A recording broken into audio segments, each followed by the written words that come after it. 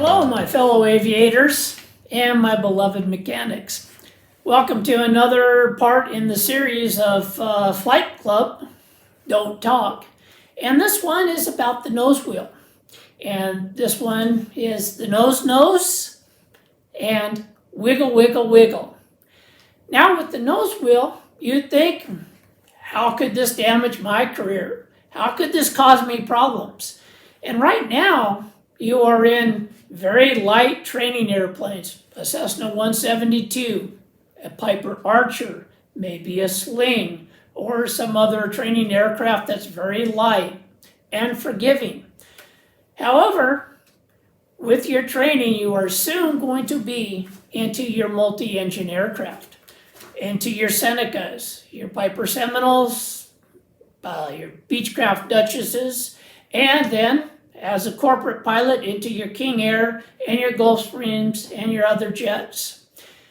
Now, there are some amateur mistakes that you can make that you're probably not even thinking about, and they're not even in the aircraft manual or the airman certification standards. This one on the nose wheel can actually cost your employer or your flight school thousands of dollars. In fact, when I had my flight school, I would frequently start off, do you know? And my students would automatically put their fingers in their ear and start yelling, thousands of dollars, thousands of dollars. And they were correct. So now on this nose wheel, here's something that you wouldn't even think of. When you're steering that airplane with that nose gear, if you're not made aware of it, when you pull, especially into the run-up, you'll pull up into that run-up in a turn, and you'll stop that aircraft without straightening out the nose wheel. This is a common problem, is not even noticed by most CFIs. Now what happens is, as you can see from this picture, that tarmac at the airport made of asphalt is just like sandpaper. It's very rough. And if you have that nose wheel at an angle like this, when you push the throttle forward after you do your run-up to make that plane go forward, it will drag that nose wheel right across the pavement and rip it right off the rim. Now in your light single-engine airplanes, you have usually that prop wash going back over the tail, and it makes the nose very light. So it's not a big deal. However, as you can see, like in the picture of this twin, and this is just a light twin, by the way, you can see how much more weight is on that nose wheel. So if you have that tire cocked to the side and push the throttle forward, you'll rip that nose wheel right off the rim. Now with me, I had many nose wheels ripped off my Beechcraft Duchess, my Piper Seneca. Let me just tell you what it does to just a flight school operator. Once you rip that nose wheel off, the plane's in the run-up, so now you got to shut it down. Now you have to find some way to get it towed into the maintenance shop. Once it's in the maintenance shop, well, do they have an extra tire and inner tube on hand to replace that nose wheel? Probably not. So that means this repair is going to take couple days, maybe a couple weeks. It also depends on when they can get to the job, because they have to jack the airplane, and it takes quite a bit to replace the nose wheel, especially on one of these twins, even a light training twin. So now that flight school has lost the use of that multi-engine aircraft. Most flight schools only have one multi-engine plane. So now they're losing anywhere from $500 to $1,000 a day just on lost revenue from that plane. Not to mention that the nose wheel tire costs $300 to $500. An inner tube is about $100 to $200. So you're easily into thousands of dollars. Now, if you do this on a corporate airplane, it is brutal. It is brutal, my friends. And you can do it in a heartbeat, and the captain might not catch you in time if you don't know about it. So now, like on the King Air that I flew, it was a C-90. It was the smallest, tiniest, slowest corporate airplane that I could be in. Just changing the nose wheel tire on that ended up being around $3,000. Now this was when the airplane was in for annual maintenance in the phase checks. If this is done at an airport in the run-up, can you imagine trying to find some operator that has the capability of towing that jet or that King Air into a maintenance hangar? Will the maintenance on the airport even be able to service a King Air or a Gulfstream or a jet? The answer is probably not.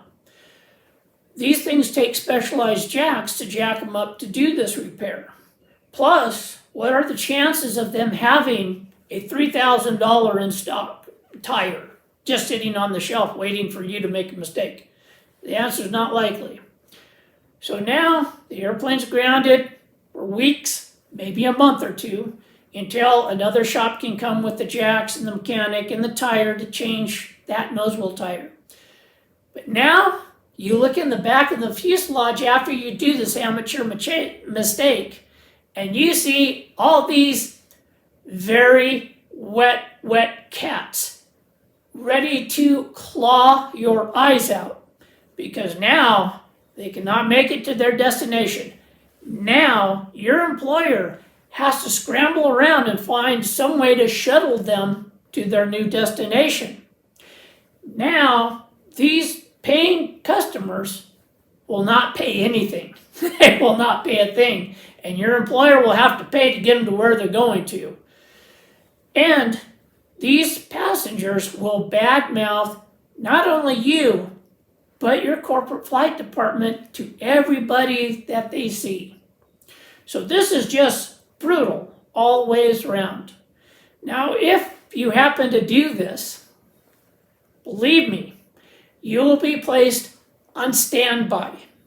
Yes, standby is a real aviation term. It's not really what you guys think of. It's standby. So you'll be just like that pretty young girl a week before prom that doesn't have a date. You'll be sitting there staring at your phone that never rings, and nobody's going to call. So yes, well, can you just say brutal? It's that brutal. So now, what are the corrective actions to this? How do we fix this? Well, right now in your training career, start practicing and getting this habit instilled in you.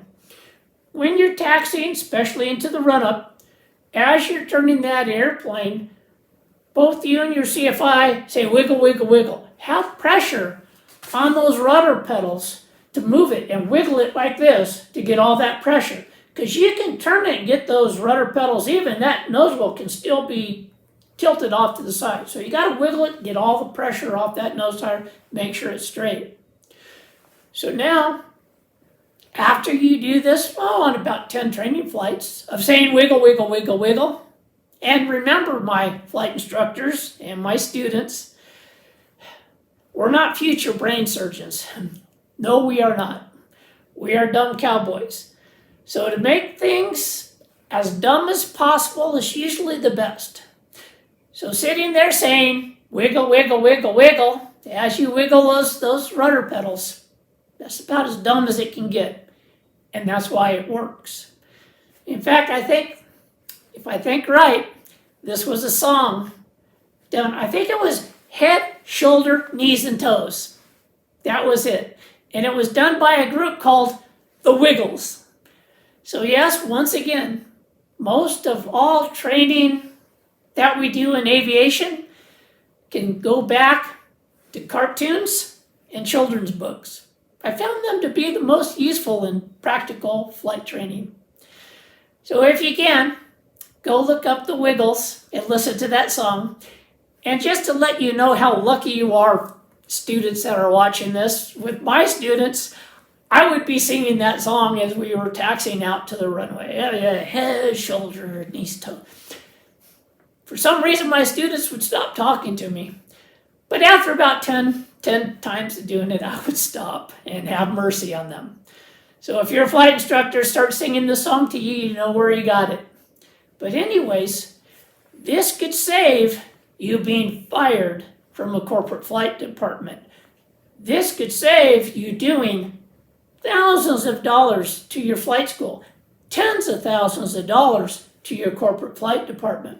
So this is a habit that I would start working on right now.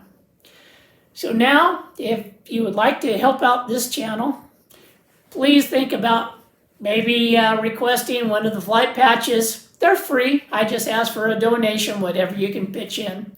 So I have the flight patches available, and they're on a Velcro backing, so you can change them out on your flight jacket or on your flight gear as you wish. Also, if you can put maybe 3 people together at an airport for flight reviews, I'll come out to your airport, do the flight reviews, and then talk to your group, no matter how small or big, on the various issues that's going on in aviation or just corporate flight department, running a flight school, anything that you guys are interested in hearing about. Another thing that you could do is if you'd like any advanced flight training in a multi-engine aircraft, I have a Seneca 2, and I would like to specialize in doing the advanced flight training for you guys, going into Class Bravo airports like Las Vegas, Lindbergh, and San Diego, getting you into complex airspace, having you work the problems, having you do the actual job. Just hopping in a twin-engine airplane and burning time for hours, oh, there's plenty of guys that can do that far cheaper, so please use them for that. But when it comes time that you want to learn how to do it and then prepare yourself for an interview with the corporate flight department, please shoot me an email. I am at your service.